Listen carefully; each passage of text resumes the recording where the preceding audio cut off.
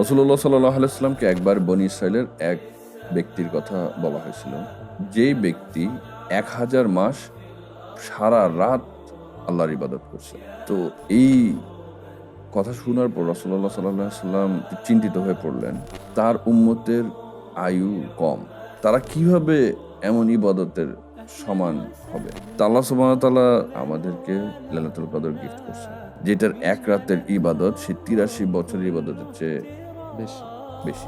রাসূলুল্লাহ সাল্লাল্লাহু আলাইহি ওয়াসাল্লামকে আগের উম্মতদের আয়ুষ্কালটা দেখানো হয়েছে এবং তিনি তখন দেখলো যে তার উম্মার আয়ু সবচেয়ে কম। আল্লাহ সুবহানাহু ওয়া তাআলা তাদেরকে যে জান্নাত দিবে, সে জান্নাত পাওয়ার জন্য এনাফ ইবাদত তো তারা করার সুযোগ পাবে না, সময়টা পাবে না।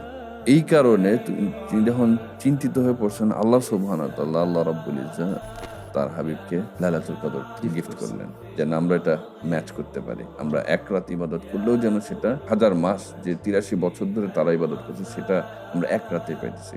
ইটস দ্য কদর অফ আল্লাহ।